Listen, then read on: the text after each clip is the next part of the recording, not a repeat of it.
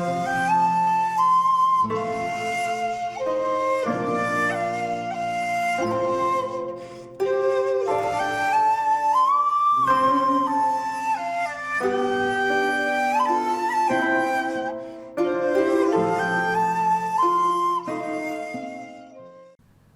there, this is Solitary Ronin from Solitary Ronin Films, and welcome to our random review.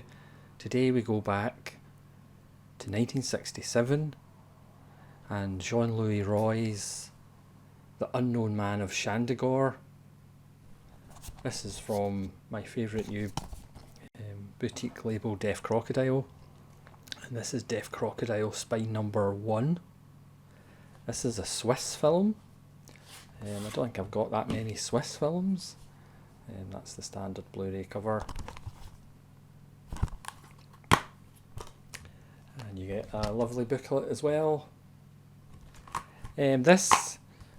Some people say it's a spy spoof, but we're not talking like Naked Gun level of spoofery.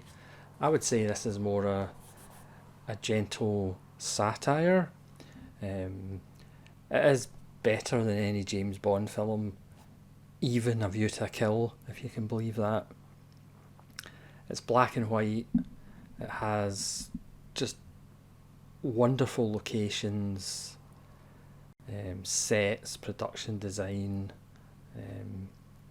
really beautiful film compositionally. It's the simple tale of a Professor von Krantz, played by Daniel Emelfork, a Chilean-born actor who may be more familiar with people if they've seen Jean-Pierre Junot's The City of Lost Children, because he played Professor Crank. I'm sure Jean-Pierre Junot probably saw this film. There's actually a couple of links to Junet, because Howard Vernon, who plays Johnny Gunn in this film, he was in Delicatessen. He's the man who lives in the waterlogged basement, who instead of feeding on human flesh like everybody else does in the post-apocalyptic world, he eats frogs and snails. So there is a Jean-Pierre Junot link here. So as I was saying, von Krantz has invented the Canceller. So the film opens with a mushroom cloud, an atomic bomb, very much as Doctor Strangelove ends.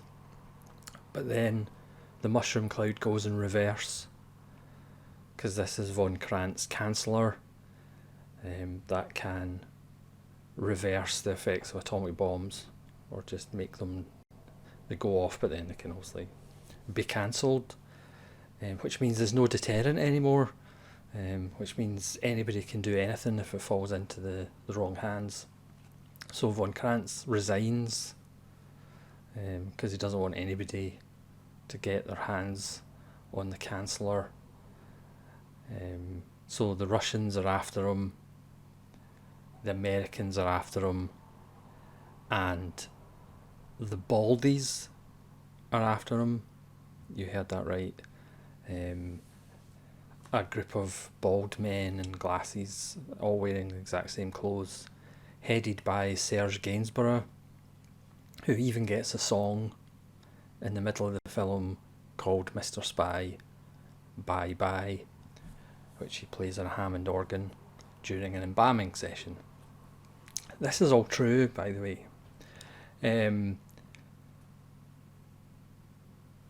So it's basically a kind of spy satire. I wouldn't go as far as calling it a spoof. That kind of, I suppose you could say it's an art house spoof, but it's not a knockabout comedy. There is obviously humour in it.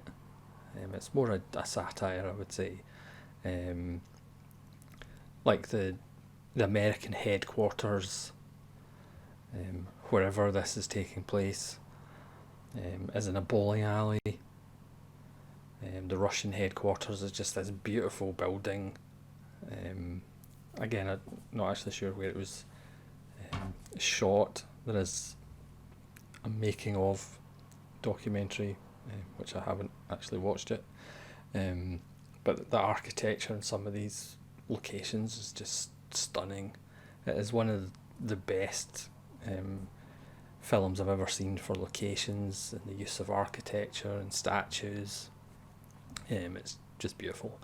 Von Krantz kind of works in his luxury villa, which is full of traps and automatic doors. He has a swimming pool outside which contains the beast. And he lives there with his daughter, who is kind of fed up being kind of locked up. He also works with an albino assistant, of course he does, who strangely enough looks a lot like Patrick McGee, but it's not Patrick McGee, he just looks a lot like Patrick McGee. And he, because he knows all these countries are going to be after the Chancellor, he tries to hide it somewhere. And we have all these sides knocking each other off and trying to get to where he's kept his secret. Shandigor is very much like Marienbad.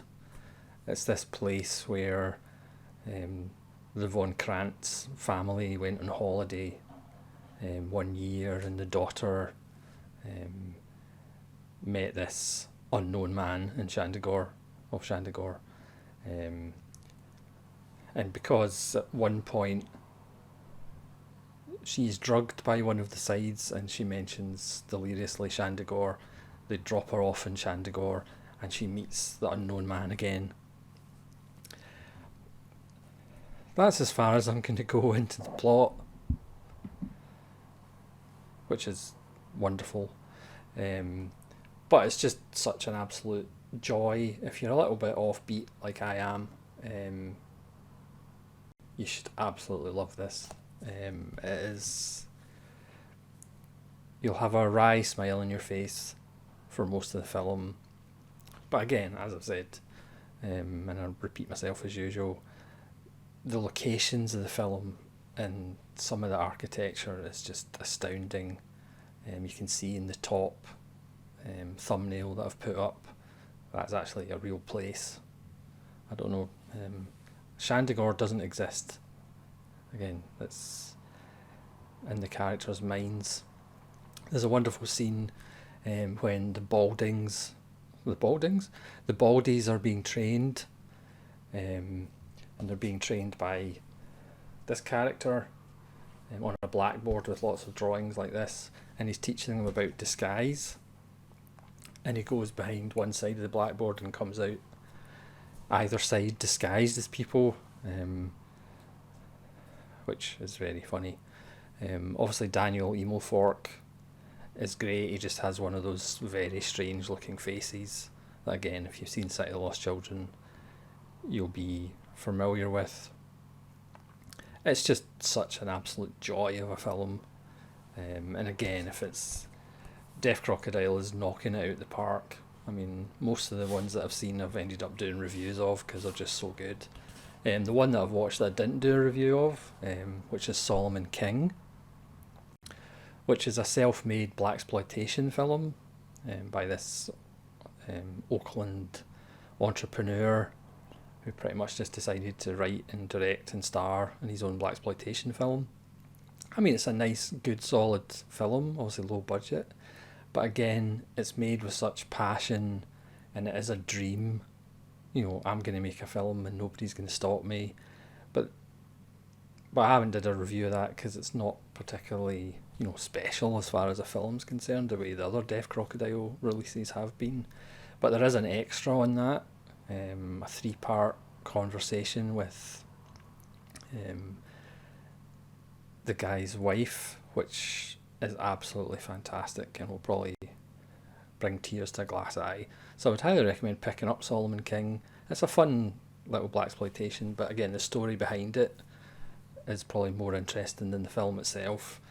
Whereas the other Deaf Crocodile releases that I've watched so far, The Unknown Man of Shandigor is just another absolute belter. If you like kind of I suppose you could be reductive and say it's like an art house spy film. It's a 4K restoration from the original 35mm picture and sound, which Deaf Crocodile also helped with. And as I say, it looks absolutely beautiful. There's a new commentary by Sam Dane. There's an essay by filmmaker, punk musician and poet and genre expert Chris D. There's an interview with the wife of Jean Leroy and Michelle Schoffler, the first assistant director on The Unknown Man of Shandigor, which is 17 minutes. And there's an ultra rare 1967 making of documentary from Swiss TV, featuring interviews with Jean Leroy, cast members Daniel Emofork and Marie Fries Boyer, and behind the scenes footage, and that's 28 minutes. And there's a restored original trailer, which is 4 minutes. It's just so good, and I would highly recommend it if you're obviously a little bit weird like me. Again, Deaf Crocodile's releases that I've seen so far are just so far up my alley. You can't see the end of it. So thanks very much for watching. Again, I am sadly not paid by Deaf Crocodile, but I'm going to continue to do random reviews of their films that take my fancy, and so far pretty much all of them have taken my fancy. So thanks very much for watching. Please let me know if you've seen The Unknown Man of Shandigor, and where did you see him, and hopefully you'll join me again for more random reviews. This is Solitary Ronan from Solitary Ronan Films, saying farewell.